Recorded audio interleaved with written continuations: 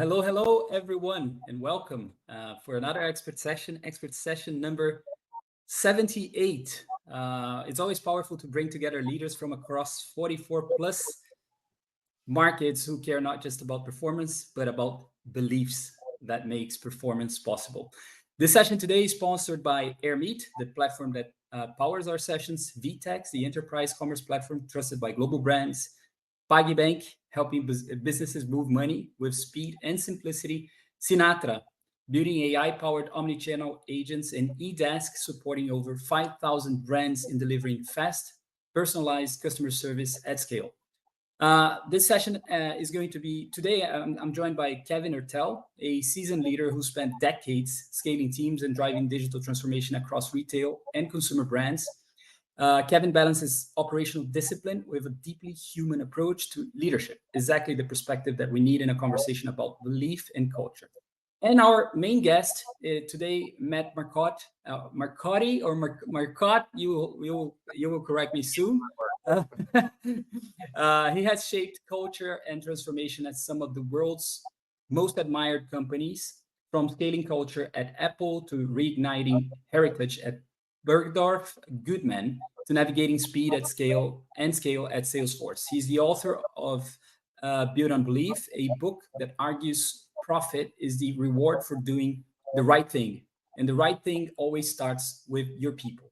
As Matt puts it, no company has ever operated their way to greatness. Great leaders lead people and manage processes, not the other way around. So today we will explore what that looks like in practice. Matt, welcome. Really thrilled to have you here with us today.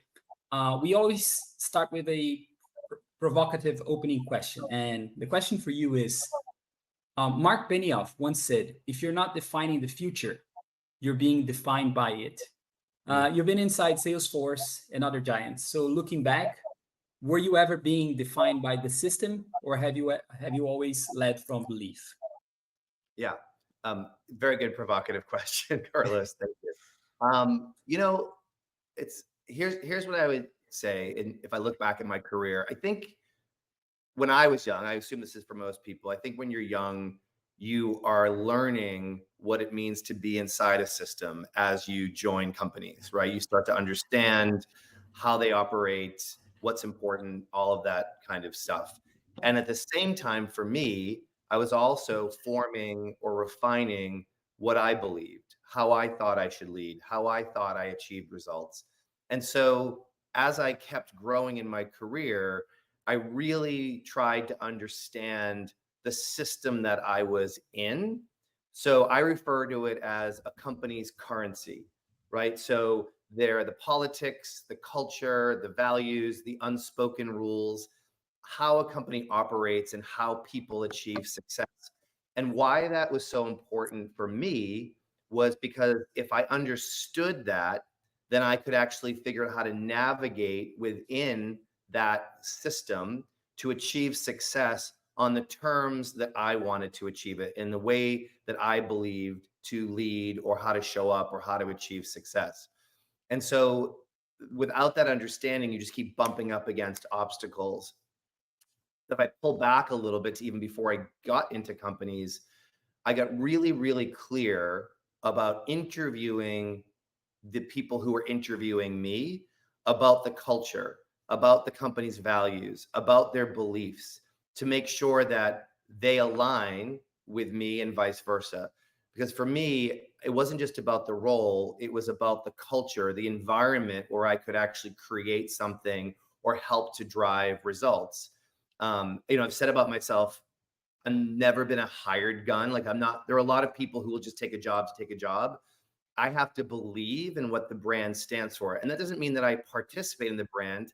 When I worked for Tory Burch, it's a women's brand. Obviously, the product wasn't relevant for me, but I believed in how they showed up and the niche and the void they were kind of trying to fill within the market, and the way they actually went about the business. And so, if I kind of look back again at when the alignment wasn't there, because I've been at a lot of companies where I was aligned and then things changed and I wasn't aligned anymore. So the system wasn't really working for me. And I made the decision to leave every time, because I believe there are three things, maybe it's more than three, but I think there's three things at least that you can do to react to a system where it doesn't work for you. One is become anesthetized to it. And you see a lot of people just kind of show up and like, it's fine, I'll do it. And they become more compliant. Two, you keep fighting the good fight, and then no one wants you in meetings because you're always the person that's kind of in another thing and another thing and creating this friction. Or you can choose to be happy that you were there while it was aligned and realize it's time to move on to something different. And so for me, when I wasn't aligned and the system felt like it was actually taking over different than my beliefs, I would leave. I Amazing. love, I love that, Matt. A lot of us, you come into the corporate world and, you have a boss that says your job is to drive results, and your job profile tells you all the results you have to drive, what have you. When did you sort of realize that it was about shaping beliefs versus directly driving results? That's a pretty big leap to make, to say, like, look, I understand, like you were saying, the company systems and all that. So my focus is to drive beliefs and Yeah. get the results as the outcome. Yeah. It's Kevin, I'm like listening to this question and I almost am like, you and I have talked enough to know that I like, it's almost a trick question, right? In a way, because the reality is, and this happens a lot. In fact, a CEO of a specific very large company in the US just made a statement a couple of weeks ago about this idea of culture now is about performance. And to me, that's pitting two things against each other. So almost saying culture, which I would say is analogous to belief, right? Belief, Mhm. performance, or results are two different things. And what I believe, and my experience has been, is that belief is actually what drives results. And I think the challenge is that people don't always see it that way. And so I think for me, I have always been incredibly results focused. I mean, I was able to drive, you know, Apple, or help Apple grow through its most explosive period when the iPhone was launched and the iPad was launched. And so the idea of driving results has always been a huge part of, I guess, my career and hopefully my success. But it's how you drive results that I think really matters. And I think a leader's job is to create the conditions and create the environment where people want to bring their best, where people are allowed to express their talents and their strengths in service of the larger kind of vision and belief, but in service of driving results in that way. And I think, when people believe, they commit. And commitment, to me, and I write about this in the book a lot, commitment versus compliance. Compliance requires supervision, and commitment requires partnership. And you Mhm. want to have a whole lot of equal partners around you when you're trying to drive results over time. And so I always think it's so funny when people talk about, as you were saying, like results versus belief, because they're not different. They're actually one, Mhm. it's the vehicle to how you, for me, the vehicle of how you get extra results, especially over time. I'm curious, how do you feel about that, Kevin? I'm gonna turn it around on Oh, you. I mean, you and I are completely aligned on that. I think that, um, you have to think deeper, and you have to realize that you are working with humans, and humans have motivations and inner motivations. And, just telling people to get results is going to get you basically at best the minimum possible results. Yes. But when you get people coming from the heart and really believing in something and helping to build something, even, then you get a whole different level of commitment. And that level of commitment allows you to get results you never could have imagined, because people come up with ways of doing things, that you didn't even think of, that are so much better than what you thought of. So No, I mean, that's a whole other conversation I could get on a rabbit hole with you on. But you're right. I mean, the fact that any of us as individuals think we have all the answers is just ludicrous. But to create the framework where people can, as you said, give you the better answers, that's the role of a leader, right? And I think it's Mhm. interesting. You said something about humans. A lot of people have talked to me about, is this a retail book, or is this like a bigger than? And I said, anywhere you actually work where there are humans in connection with each other, or in a relationship of some sort, that's what this is about. It's not about industry. It's about how do you actually move the human spirit to achieve transformational, incredible things. The question the follow-up question I have, I was listening to you guys speaking or talking there. It's more like I worked with a Brazilian leader of a multinational company, and he once said that um, it's very important to create intimacy when he's leading. So, for example, his business interview would start at his home. He would invite you home for a barbecue, so he wants to get to know you. And he would have his wife coming over and so on. But he would say that in the US or in some cultures, this is harder. Like we are Latin Americans, so it was harder for people to understand that in some cultures, depending maybe in the north of Europe, I worked very closely to this gentleman in the US as well, depending on. So, what's your take? Do you think intimacy is important in that sense? Because intimacy grows over time, and I mean, I know most of my members here, Tim and Alexis, they're members, Jean, they're members of my private club, and I know them by the name. But as the company grows, that also becomes harder, right? So probably in your inner circle there, you gotta have some kind of intimacy to get people to believe in your mission, which end up being translated in the mission of the wider and larger organization, right?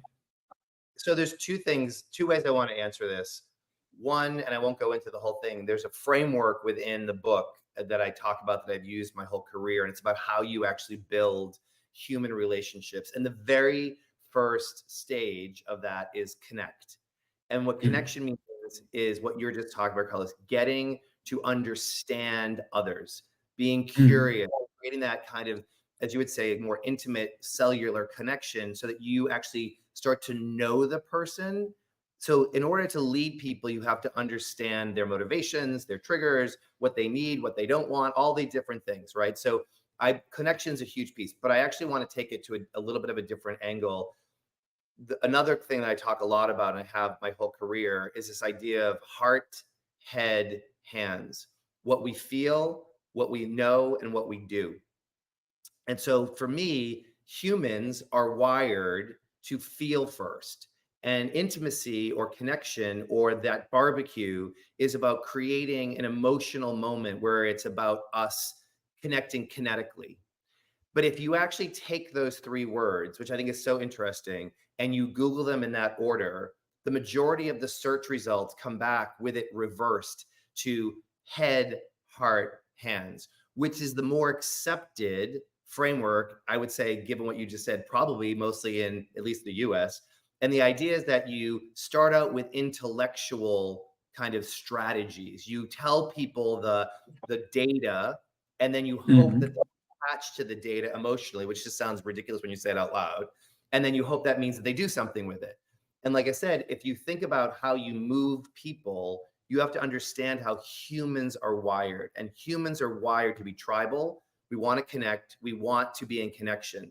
And in fact, it's why you see now so many issues with people who have depression or loneliness, because the digital world has forced us into silos and into these kind of echo chambers where there's no real connection. And in fact, they're saying like Gen Z is really starting, this word community is coming up again. They want to move out of the digital world and back into communities to get that connection that humans need. So I know it's kind of a long-winded answer, but I would say I think it's incredibly critical to build appropriate and professional, obviously, in the workplace, but that human connection before you try to intellectualize yourself to greatness, so to speak. Kevin. I love that, Matt. Intellectualize yourself to greatness. Yeah, and there's science that backs up what you're saying, right? Because that is how our, if you look at kind of neuroscience, that we do make decisions with our sort of lizard brain or what have you, and then we justify that decision that we already made. Exactly. So kind of building on that, you and I definitely are aligned on this side things, but I would say most leaders I've worked with over my career are, you make this distinction between compliance and commitment in the book, and you've said it today. I'd say most leaders I've worked with are strongly in the compliance field, thought process. So why do you think so many leaders are that way and don't see the magic of commitment and what that does, and how might we shift people's mindset? Yeah. Just one thing before you answer, Yeah, Max, please. could you please turn down your I think your audio because it's Gustavo was mentioning that we can it's kind of Oh, is that just a better? little bit. Yeah, I think so. Much better. Okay. Yes. Meaning Perfect. my Thank you. loud voice is causing problems. No, no, Irony, your voice what do they is call it? soft and mellow. Go ahead. Sure. Yeah. Okay. Sorry. So the compliance for, yeah, Kevin, I would agree with you that the majority of leaders that I've worked with, especially at more senior levels, are compliance versus commitment. And here's the thing. I mean, and I know you appreciate this as well. I understand from one perspective, which is the pressure that is on all of us as leaders for short-term results is only become more and more and more intense. So things like quick wins and kind of dashboard metrics, things that you can quantify in black and white, are the things that companies like to look at. And those to me are the things that are more compliance driven. It doesn't mean that they actually drive results. It means you can measure them and show short term, quote unquote, ROI. Like when I worked at the Gap, amazing company, one of the best in the world at the time, and they loved a good checklist. And the idea of a checklist just was like an allergy to me, because essentially, for those of you who don't really understand this retail example I'm about to give, well, you will hopefully after this. When I was a district manager, we would have store visits, and you would actually schedule the store visit so they knew you were coming. They would work all night to make the store look perfect because they knew what was on the checklist. They had the answers to the test. You would walk in, walk through, the store looked amazing. You're check, check, check, check, check. This is amazing. You guys are amazing. You felt better about yourself when you left because they look great. And as soon as you left, they did exactly what they wanted to do, which is what they actually believed. So that's why I said compliance requires supervision, but it made people feel better. Like, well, look, they had all the things, right? So compliance to me is short-term and transactional, right? It feels neat, it feels measurable, it's easier to supervise. Commitment is long-term and transformational. And what I mean by that, it's an investment in this idea of hard head hands. It's an upfront, intense kind of investment in how you get people to believe or make sure they believe, because what you want is for people to do what you want them to do because they want to. Then your role as the leader is providing the tools and the resources and the space to allow them to do what they want to do, not force them to do something they don't want to do. And so I use this example with my MBA class around brand marketing versus performance marketing.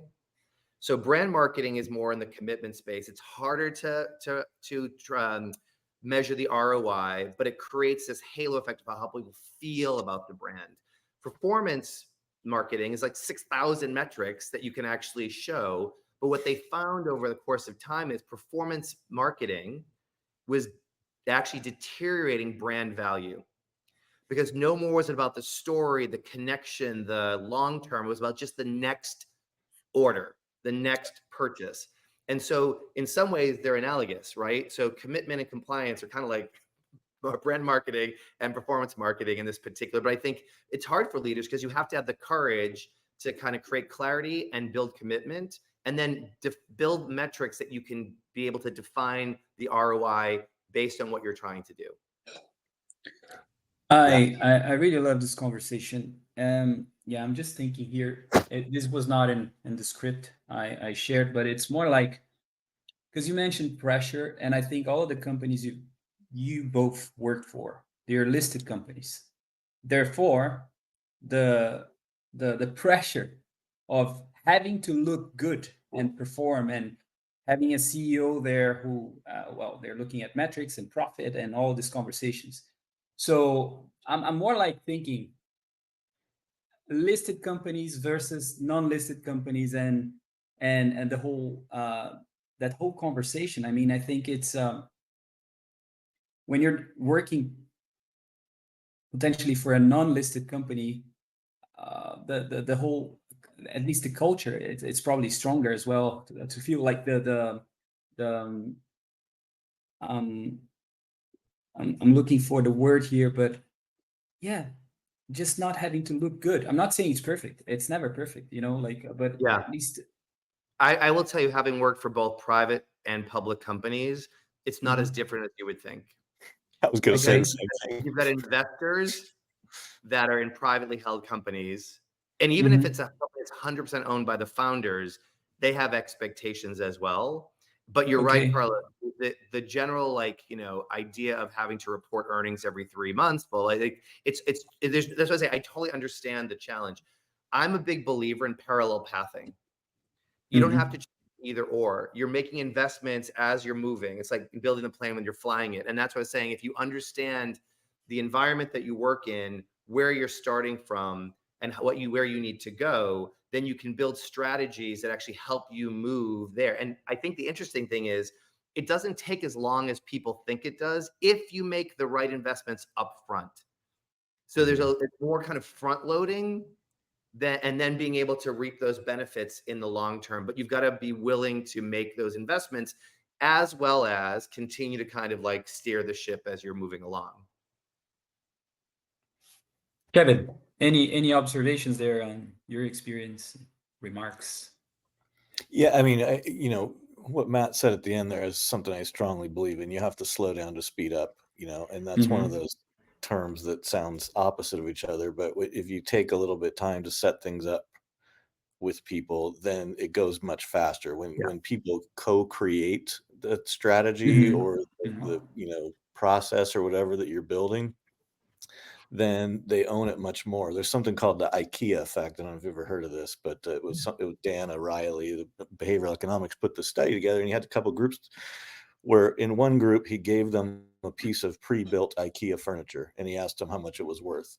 And in different groups, he gave them the box and said, "Build it." The people who built the furniture valued it 63% higher than the people who just got the furniture, the exact same furniture. Yeah. And it's the same thing. And so that's to me exactly what Matt's talking about. You slow down, you help people, bring them along, get them involved in the process. Now they own it, they value it at a much higher level, and they're much more vested in making sure it works. Is that fair to say, Matt? Kind of how you're Oh my looking God, at it? absolutely.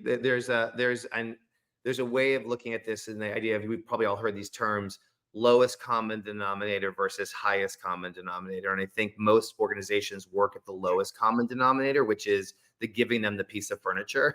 Mhm. Right. And the idea, that's the compliance piece, because there's also a fear. If you peek under the covers too much, you're going to find that your people actually don't believe. And so you're actually trying to avoid those tough conversations that you might have to have that say, if you're not aligned with where we're going, you shouldn't be here. And that is a tough decision, but it's the right decision, because if you're trying to get everyone to row in the same direction and you've got 20 people and 5 of them are going in different directions, the boat just keeps going around and around and around. So you've got to get people in the right kind of place, both, like I said, in belief, and then understanding how they can, what their part is in kind of creating the kind of promised land, so to speak. So I agree 100%, Kevin. Yeah. And in your analogy too, if you got 6 people in the boat rowing and 5 of them are pushing hard in one direction and someone else is going in a different direction, like, you got to get rid of the one not rowing in the right direction, because it's Absolutely. really pissing off the other 5 and they're not And getting by to the the way, we all know conclusion. this, the 5 that are going one direction that you've been telling everyone to go in are looking at you going, why aren't you dealing with that one? Exactly. They see it and they're like, I don't get why you're not addressing it. So for Yeah. leaders to think it doesn't matter, it totally matters.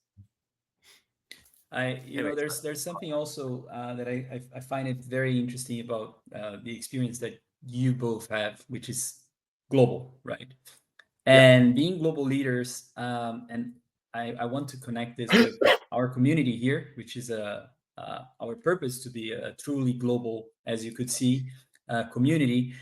Um, you know, how do you lead across borders? Because Yeah. yeah, in the US you have a specifically way of being, and then you go to Brazil, Mm, and yeah, I would love to hear your take on that. yeah. So I think that belief is universal, right? It's about meaning and purpose and vision. What changes, to your point, Carlos, is expression, right? So how belief shows up in different cultures and across generations, that requires translation. And what I mean translation, translation requires understanding first. And I think Mhm. one of the biggest things, and I'll probably say this 3 more times before we're done, is having a curiosity and a learner's mindset and a desire to understand what's important to the people that you're leading or the people you're serving is so critical, because then you know how to adjust the messaging so that it's relevant for the audience. And that's everywhere, right? And so, connection goes back to what you were saying, Carlos, about the barbecue. Connection is so important for leaders with their teams or anybody that works with other people. Taking the time to understand and to learn about others gives you so much power to be relevant in their lives and to help move them in the direction that you need them to move, with them as part of the process. And so, having led global companies, I mean, most of my career, it's really understanding the translation and how it's relevant to each other. But you don't change the belief, you just help adjust how it's received.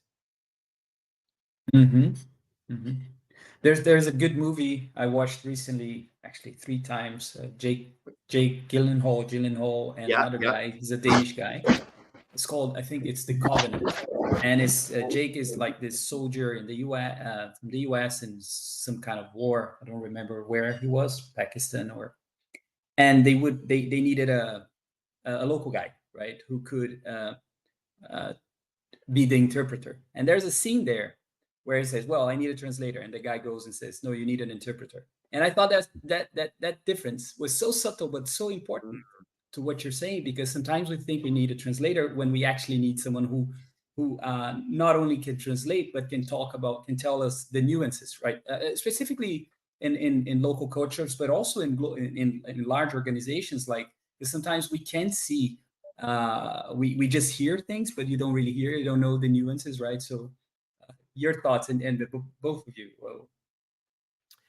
Yeah, so I love that. By the way, I love that kind of. You're right. Words matter in the way of like they mean different things, and so I think one of the things that I would tell you is just in general about this kind of like as the difference between hearing and listening, right? So there's this great. When I was at Gap, I was lucky enough to attend this leadership training from this Navy SEAL, or ex-Navy SEAL, and he had this great kind of analogy, and it's not only his, but the idea is, imagine a scale of -5 to +5. Mm-hmm. -5 is you're literally you're waiting for someone to shut up so you can make your point, right? And you can see it, like they keep leaning forward, they keep doing this, waiting for you, like, right? Because they're not listening, they want to talk. Now, the other side of that spectrum is listening at a +5. And I love this phrase, listening with a willingness to be altered. Mhm. And that means you are open to understanding and learning and being able to, oh, I did not get that. I thought it was this. It's not this. So I need to actually adjust how I am either approaching, or it's informing my strategy, or it's informing how we show up. It's informing how we interpret / translate, all those different things. But I do think the idea of whether it's interpretation, translation, whatever it is, being aware of the differences in people and how they show up requires you to have this intense amount of ability to really listen with a full active like ability to be altered. I think that's so hard, and it's so interesting. So It's so hard. hard to do. I mean, I don't know if it's therapy, mushrooms, whatever you have to do to get to know yourself, really, because it's hard, man. It's hard But to get to that level of empathy, right? I don't know if you have any of these weird quirks, but I had this thing where I try to listen. To your point, it's hard. So I try to listen very intently. And what I got feedback on in my career was when someone would be talking to me, I would listen like this. And that can be misinterpreted as me going, "What the are you talking about?" And so I got that feedback and I Hmm. thought, leader, gonna take the feedback. So I started trying to make my face like not do it. And then I realized I was so conscious of thinking about what my face was doing. I wasn't listening to what they were saying. And so now I just explain up front, just so you know, when I'm listening to you, I really want to understand. So my face may do this. It doesn't mean what you think it means. That's funny. Great point.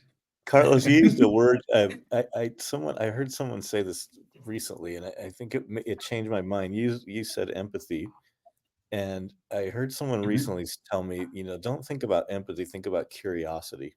I think Good. it's relevant to this conversation because, like, Absolutely. you really, you want to be curious, and that's how I think you listen to be willing to be altered, because you Absolutely. truly are curious and trying to understand why somebody is thinking the way they are. That was a good mindset shift I picked up on. So, But it's interesting, No, yeah. Kevin, because Kevin, you mentioned earlier, there's research around the thing we were talking about before, right? The whole way that humans, right? There's a lot of research around what you just said, which is when we stop being curious, and it happens in your late teens, because your brain has enough information, quote unquote, in it now to think that the problem I see in front of me can be solved like the problem I had behind me with the same paradigms. And so we lose this ability or this desire to be curious. And to your point, Kevin, to me, that is a superpower of leaders, is to be curious. So I love that you brought that up. It's something that I could not agree with more. And it's oddly in short supply. Yep. I think it goes to a lot of things. Oh, go ahead, Carlos. Yeah, no, I just have one question before we open the stage for our members to jump in. But as we are building this community, and I would love your take here, both Matt and Kevin. But rituals, what rituals can leaders build to keep belief alive at scale? This is a ritual we have every Thursday here, for example. But what are your, I wouldn't say tips, but what would you say? What are the rituals? What you've learned throughout the years? Yeah. So I think for me, the very first thing is to constantly make sure that you are in line with your beliefs. So, Kevin wrote this great post on LinkedIn about solving problems and kind of the conversation you need to have. There's a phrase that I have used my career, says, what are we solving for? This idea of recentering on your North Star is really important, because it's very easy to get kind of the gravity of every day can take you away from what you're trying to solve for in the first place. So having regular kind of recentering moments, whether it's yourself or with your team. In fact, when I was in the field of retail, I would bring my teams together periodically to recenter them on what we are solving for, so that we didn't get focused on the tactics versus the point, right? So that's number one. Number two, we just talked about, which was curiosity. Great leaders don't tell, they ask. And so making sure that you are constantly asking to understand and to feed the machine is really important, and to also understand where there are gaps, right? A learning mindset, we talked about a little bit. I think, people in situations are dynamic, and new problems need new thinking. And so people have to keep that learning mindset. Deep listening, we talked about already. And this idea of people first, which for me is, the most important part. It's why I wrote the book. That I had all these frameworks that I built over my course of my career, but what makes them different from other frameworks is that, for me, why they were successful is that everyone that had to execute on them was part of the process. They were invested, they were engaged, they had agency, they had a seat at the table, and they had both responsibility and authority. And so as a leader, to create those conditions where you are bringing the people with you, and also, as Kevin said at the very beginning, finding better ideas from them, because I didn't have the good idea. I was just the person who asked the right questions. Yep. Right? Is super, super important. So it really is a dynamic and relentless reinvestment in the idea of belief and what it's actually driving towards for results. I love that. I think that the relentless part is important too. You said a couple of things I think really are meaningful, like always being focused on the North Star, being relentless about it. And rituals, Carlos, I think sometimes I've been in companies where they just repeat the vision and mission, and if you just repeat it blankly, it's not of value. Yeah. But one ritual that I've found that is super useful is to, never waste those moments of celebration. When you Mm-hmm. have a big win, connect it to the North Star. Because Yeah. you're always like, you celebrate the win, but you also talk about how that moved us closer to the North Star.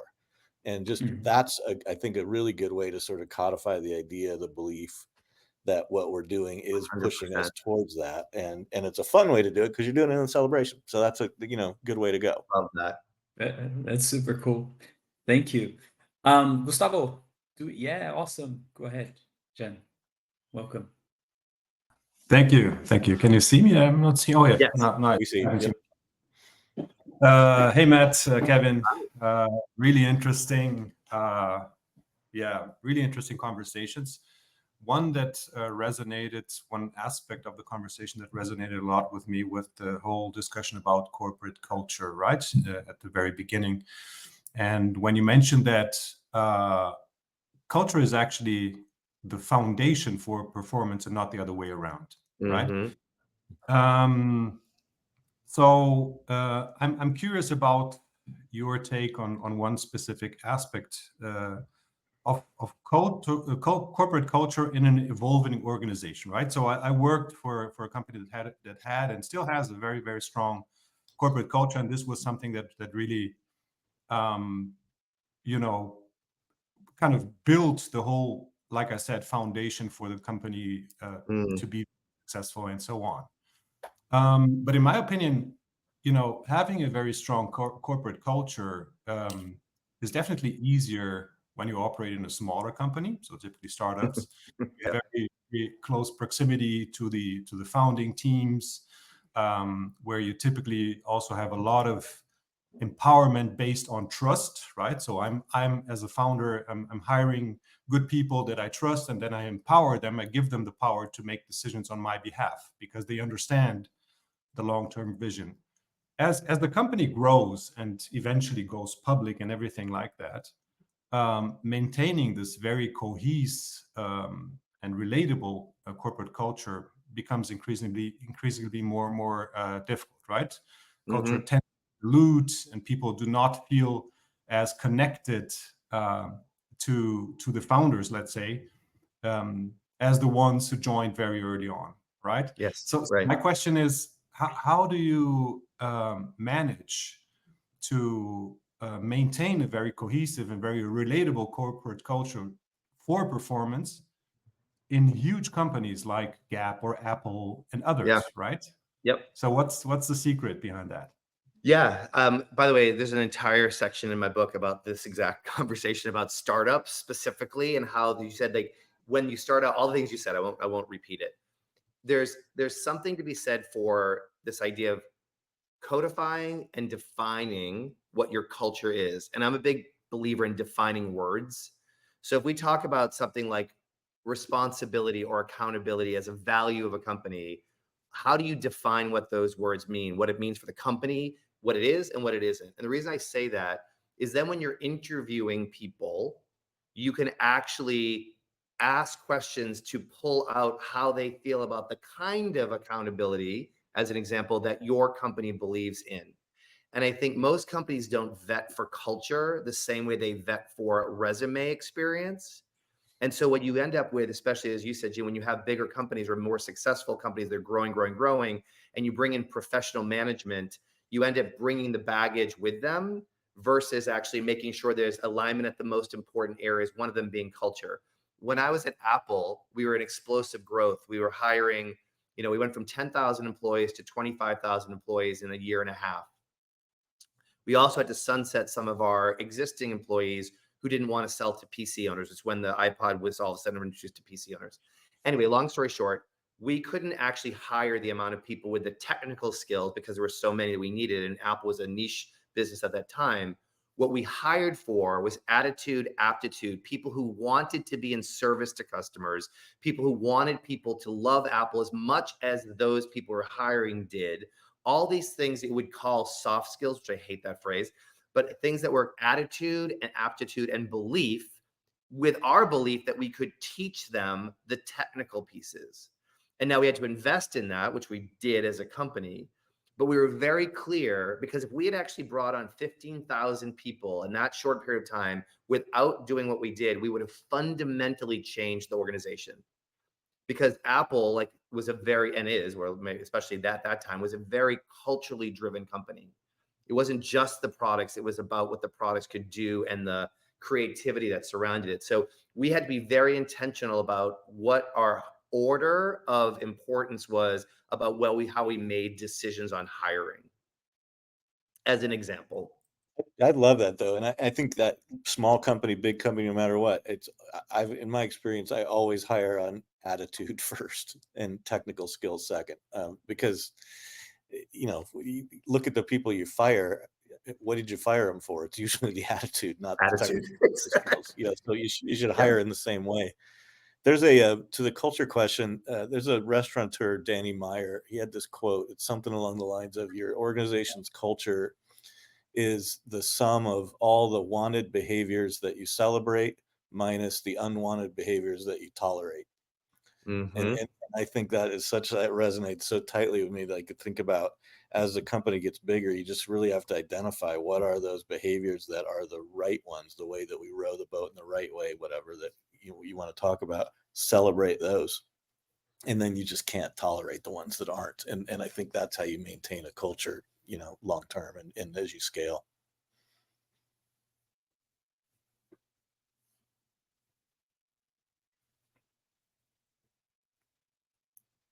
Thanks for the question. Thanks very much. So I think it's Helen now. Yeah, thanks, Jan. Well, hello guys. Hello Matt. Nice to meet you. Kevin, great to see you again. Good to see you. It's been a great session. I love this topic about leadership, and what I'd like to ask for both of you is, sometimes as a leader, sometimes actually really often, we have to make tough decisions. So how can we balance being approachable, being empathetic, being human, and also make those decisions that are not quite easy, or sometimes people will not be happy, at least in a short period time, because they are not the easy ones to take. So how can we balance these both points, being human and also make tough decisions without being human? Yeah. Here's what I would say. I think there's this phrase that I love, which is clear is kind. And I think people think that sometimes mistake being permissive with being like a company of culture first. And actually, I would say, I'll use my own experience, my standards as a leader were impossibly high. I did not suffer fools. But what I did was make it super clear what was expected and what that looked like, and gave people the ability to either reach that or not. And when they didn't reach that, we had very clear conversations that helped them to understand where they were great, where they needed to actually continue to improve, what that looked like, and what the outcomes would be. And I think when people have challenges around this idea of if we say make decisions that are tough, it might be people decisions, whatever. It's because they usually weren't informed. People are like, wait, no one ever told me this. And I think part of leadership is to take people on a journey with you, so there's never a surprise, right? And so the idea to me of using culture as a performance driver is deciding things like being clear, treating people with dignity and respect, all those things but also being clear about, this is what great looks like. And you don't got to work here, you get to work here. And let me explain how you get to work here. And then on tough decisions, like we had to make a decision when I was at Bergdorf around how we handled, when we were during the pandemic, how we handled certain hours that we were going to have to give people because we couldn't afford all these different hours. This might sound radical. I actually asked the employees how they thought we should handle this. I gave them, here are some things we're thinking, here are some options. What sounds right? The more they were involved, the more ownership they had, the more they felt like they were respected enough to be included, they were like, oh no, we're fine with that. They probably cut harder than I would have. But this idea of treating people like adults and like partners and being clear and not being afraid to be honest, people actually really, really appreciate that, in my experience. Yeah, I think you clear as kind, you said, and I think there is a difference between kind and nice. Mm. And being kind means you're going to tell people what they need to hear. You're going to be honest with them. You're going to treat them with respect, as Matt said.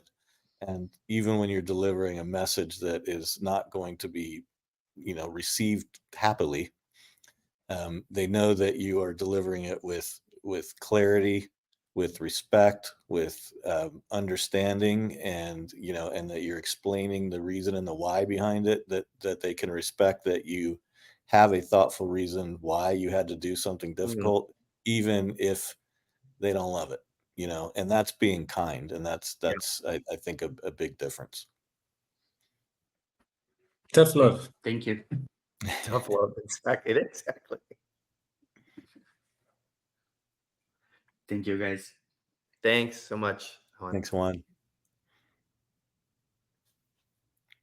Tim coming in. Yeah, I see so.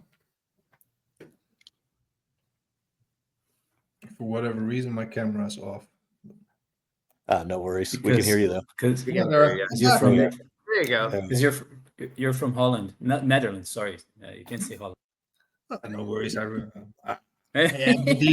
actually indeed from Holland. I live in the Holland part of the Netherlands. So no worries. No offense. I mean, look, guys, it resonates well with what I'm hearing. I think what makes for me what made a difference when I had leadership positions, depending on the amount of people. I mean, you never know what somebody is truly meant. What is happening if you don't talk to them, and if they don't feel safe enough to also be clear about what is going on in their life. And it's okay to make mistakes. I make mistakes every day. I make them constantly, and I'm happy to own up on them as long as you learn from them, and it's fine. I think that comes back to the clarity as well, and the kindness. It's okay to tell somebody in kind words, you made a mistake. There's nothing wrong with that. Okay, let's fix it now together. See how we can learn from this and improve. Because nobody's perfect, and experience comes with time. So Right. I love what I'm hearing from you guys, Matt and Kevin. I'm actually going to look into those books that you were talking about. Interesting. That's I'm great. a read geek. But it's so funny when you said like we all make mistakes. I think creating a learning environment, as you said, Tim, for people to be feel safe, trying things, sharing things, maybe sounding silly when they say something, is so important, right? Like you said, for people to bring their best, they have to feel safe in the environment that they're doing it in. I agree 100%. Yeah, absolutely. And I think it makes a difference. You'll see people excel when they know, even if they make a mistake, their manager, their leader, they will stand next to you, and if needed, in front of you. Because at the end of the day, I'll tell that to my co-leaders as well, in terms of like you've never effed up. Come on, let's be very real about something. We all make mistakes, and this person maybe made one, but the buck stops with me, to be very honest. Yes. So if you want to scream, here I am. But it better be relevant, though. Yeah. There was this article that I read. I think it was called Project X, but essentially it was like the moonshot people that worked for Google years ago. And the head of that talked about what part of their ability to move fast was to fail a lot, because they had to try things. And what they found was the incentive structure, let's just say the reward structure, had to be aligned with the expectation of failing. And so they had to actually incent people and give bonuses and awards for people who failed. And what you see in most companies is the expectation, the desire, does not align with the reward system. So we talk a lot in companies about working as teams, but most of our incentive structures are built by siloed departments. And so to me, all the things we're talking about, culture has to be understood and embedded in every single part of the organization, alignment wise. You can't say one thing and do something else and expect people to actually figure it out. So I think that's just an extension, Tim, of what you're saying, and something I think is super, super important. And I think it's really challenging when companies don't do that, but most companies don't align like that. Yeah, I think the incentives drive everything. So you always have to be really thoughtful about those. And I'm also a believer in, you definitely have to expect failures and not always punish people for failures. What I like to do is celebrate not the failure, but the bold attempt. Yes. Because that's really the behavior you're trying to drive, right? You like make the bold attempt, go for it. And if you don't make it, then what did you learn from it? Love that. And that's really kind of the focus, I think, that helps embolden people too to keep going. Yeah. Well said. Well said. I'm gonna steal some of that. It's Steal it all. free to take. Our words are free. Thank you. Thank you. Thank you. Unless they're written in a book. Yeah. Yeah, the book's not free, but the words are. Thank you, guys. Thank you. Thanks, Tim. We have the problem is some people join using their phones, and AirMeet still has a bit of an issue when you join using your phone for this room. So if you all could please shoot your questions in the Q&A so we can read them out loud. That goes to Alexis, which she has one question here. Yes. Lodovica, if you'd like to also really try it here, but we couldn't, so it's a pity. Question from Alexis. How do you spot or detect this healthy culture and leadership in interviews? What are the key questions to ask? Yeah. So for me, it's always been asking people things like, how do you operate? What do you value? What do you reward? When there's a challenge, how do you define kind of governance, authority versus responsibility? When people disagree, how does that show up? Like, how do we actually create innovation? When people have new ideas, how do we invest in our people? Like, there's so many questions depending on what your value system is, what the culture you want to work in is. So for me, the first thing is to be clear about what's important to you, what environment you want to work in to bring your best. And then once you understand that, you will then formulate those questions to be able to ask people to be able to share that. Now, I know this is the most basic thing in the world around open-ended questions versus closed-ended, but I try to write questions in a way that actually tease out a story to help me understand and illustrate the point they're making. So if someone says, oh yeah, we absolutely celebrate failure. So give me an example of when that's happened here. Mm-hmm. And I know it's weird to interview the interviewer, but I'm a believer in, like, I'm joining something that I hopefully will be at for a while. It needs to be, the conditions need to be as good as they can be for me to succeed. And so I will spend the time doing that. It's interesting. I don't know if, Kevin, you find this or not, but what's amazing to me when I'm interviewing people, the amount of candidates that have a lack of curiosity and don't ask good questions. Yep. That to me is also a tip on the other side when I'm like, they don't really seem like they're actually interested in the company. They're interested in the job. Mm-hmm. Mm-hmm. I don't hire for jobs. I hire, like, when I went to Apple, Ron Johnson, who hired me, said, we hire great people and figure out the jobs they can do afterwards. And I'm a big believer in that. Find amazing people who align with what you believe and then find great work for them to do. And so asking those questions helps you as a candidate really suss out whether there's alignment. And as a person interviewing, the same idea. I love your answer. I'm sorry, Kevin. You were going to say something. No, go ahead, Carlos. I'm a big believer that any place could be a hiring place. So, for example, just to your example is, there's this very same leader that I worked with and for. He said, one day I was at the shopping mall, at the shopping center. I went to this store to fix my phone, and a guy came storming in. He was angry, and this woman managed to handle him. And this very person who arrived really angry, he left the store smiling and satisfied. And he said, "I'd like to talk to you." And And in that case, I don't want anything with you. I just thought, you can talk to my wife. She's here. He was explaining himself, Yeah. uh, because I thought what you've done was amazing in terms of customer service. And I think we have the idea that the hiring part is, it has to go through this process when any place could be a hiring opportunity, right?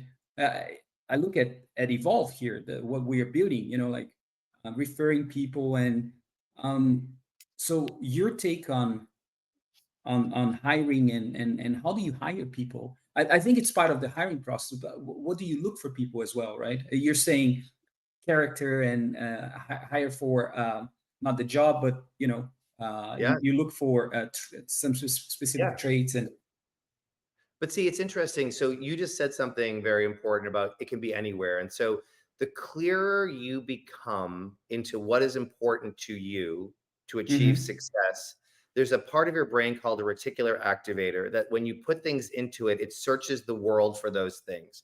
I'll give you an example at a very like not leadership level. So when I was interviewing for Tory Burch, which some of you may know that brand, it was early on. They were only $200 million total at the time when I joined them. I'd never heard of the brand before. I didn't know what the logo was. The moment I started interviewing with them, all I saw was that logo.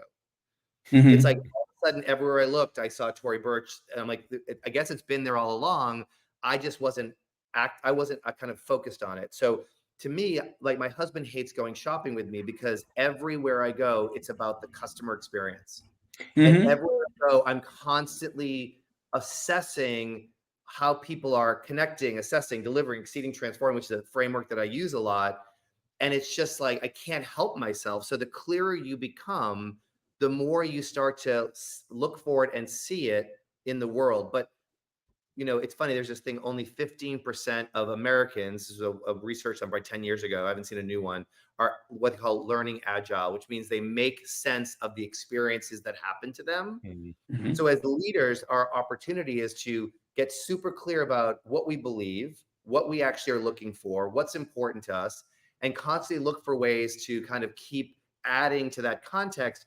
But also, as you said, Carlos, you start to see the people that reflect what you're Mhm. looking for, and then you can Mhm. decide to connect with them or not. Exactly. Exactly. Kevin, I think your take also super valuable on this. Please.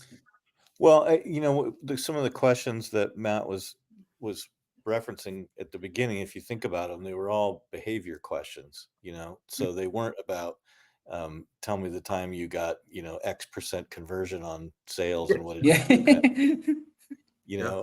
But that's where I think a lot of the hiring process is broken, because a lot of it is based on exactly that. Like, what results did you produce? People are told their resume should be a list of specific results they produced, and then their resume is selected based on those. And then anyone on the interviewing panel thinks that they need to talk about those. So I think when you want to hire for culture, you have to get very intentional about what the behaviors are, understand those behaviors that are celebrated within the company, whether they're written values or not, and then build your questions around those. And that's how you're going to get people to come in that are Right. ready to believe in what you want to believe in. Brilliant. Thank you. Matt, do you have more? Yes, thank you. We have a few more questions, Matt. On the chat. So we talk about connection, curiosity, empathy, and even intimacy within professional limits. How do you maintain this at a cultural level in times of fully remote work, where it's so easy to be camera off, multitasking, disengaged? Yeah. So there's a couple things. When I was leading field organizations, in addition to corporate organizations, they are a decentralized team just by the nature of who they are. So you have people who work across the world. And so as a leader, you have to be aware of the environment that you live in, aware of the challenges within that environment to achieving what you want. So if it's connection, intimacy, kind of, teamwork, whatever actually might be, based on even that question, if you know those are the things that you want and you can define what they mean to you and how they show up, then you can reverse engineer how might I actually make those things happen in a world where we are remote. And I think the way you do that in remote world is different than the way you do that in the kind of IRL world, right? But for example, so when I was at Salesforce, and it's not about Salesforce, it's about the time that I was there, which was the pandemic and everyone went to remote. And then like many companies, they wanted people to come back to their office. And one of the reasons that most companies gave, like them, was that they wanted this collaboration, they wanted the culture, they wanted people working together. So you see people that go into offices with no schedule, by the way. So my team, Kevin, you and I are in the same team. Kevin goes in on Tuesdays, I go in on Wednesdays, you go in on Fridays. We've all gone in one day we have to go in, but if we're a team, we're not there together. So number one, we didn't actually figure that out. Number two, people go into offices and they're all on their computers with their face in their screen, not talking to anybody else. And so the idea is, or they're on a video call. right, exactly. So I might agree with the idea of the things that happen in real life are things like collaboration and connection, but you've got to take it one step further than just the kind of proclamation of that. You have to figure out how to structure the experience so it actually drives and creates those moments. So it's not enough to say, go back into the office and actually connect everyone, because people aren't going to do that. You've got to actually help create the environment where that actually can happen. And so I think it's about intentional, deliberate understanding, direction, focus, and then the investment to actually create those conditions. Thanks very much. Yeah, go ahead, please. Well, I'll Kevin. just one thing I'll add to it is just around if people on remote or you see them being disengaged, turning off their cameras, all those kind of things, you got to look inward and go, why is that happening? Is maybe talk to them to understand. But I've seen this happen a lot of times when there's a 2-hour meeting that's just dragging on and on and on, and it's wasting people's time. So if you're not respecting people's time when you are pulling them together, remote or not, you're going to get disengagement. So you being super intentional, super structured in meetings to make sure you're getting value for everybody who's there also plays a big role. Thanks very much. And just to be respectful of time, we have two final questions. So I'll read the first one here, just a moment. So show on stage, it's Alexis. I'm wondering, in times of recession, such as now, companies are pushing more towards different reality. Reality is way more about the young outcome than ever before. What is your point on that? I'm wondering in terms of... I'm not sure I understand the question, sorry. Yeah. Alexis, maybe if you like to clarify, I'll move on to Lais's question in the meantime. Yeah. How do you think HR can help leaders get better results with their teams? So I was very lucky. I've been very lucky in my career that I've had incredible HR partners. And I use that term partner very intentionally. I think one of the things that as a leader you need to do, and we talked about this very early on in this conversation, is not to be a lone wolf, not to think that you have all the answers, that you have to do everything yourself. So very early on in my career, I created a very strong strategic partnership with my HR partner, meaning she or he and I worked through our entire vision and strategy together. We were part of co-creation. We understood what our roles were. She had authority and responsibility and vice versa. And so this idea of where you actually had the ability to kind of, I love this quote from Marcus Buckingham that said, teams are well-rounded precisely because the individuals aren't. And so finding those people like HR partners, finance partners, all the different partners that you have that can add something new and different and unique to the conversation creates a better outcome. And so I think HR, the kind of onus is on HR to build that partnership. The onus is on the leader to build that partnership. It's really about coming together and saying, how are we going to do this together? Because that's how these results happen. But I think they're invaluable partners, at least in my experience, they have been for me. Thank you. Well, I didn't get an answer from Alexis. So Matt, appreciate your time. Kevin as well. Matt, if our members and people outside of our community want to know more about your work, what's the best way? And let's sell that book as well, huh? Yes, please do so. So if you would want to connect with me on LinkedIn, that would be the easiest. If you want to send me an email outside of LinkedIn, it's Matt matt.marcotte@me.com. I would love to get your email addresses. I'm going to be sending a link out. The book comes out on September 30th. I'll be sending a link out next week with the publisher is going to be discounting the ebook to 99 cents for the first week.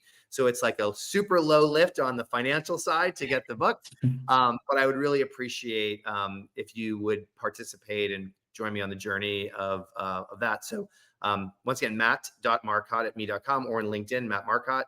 And I'll send you all the information if you send me your email. Fantastic. Sounds very good. A lot of people in the community will make sure we put the links in on YouTube. We promote your work on the WhatsApp group as well. So no worries. Thank you very much. I'll see you guys. Carlos, thanks for having me. And Kevin, always a pleasure. Always a pleasure. Yeah, and thanks everybody. It was so Thanks. wonderful getting a chance to engage with you all. Appreciate it.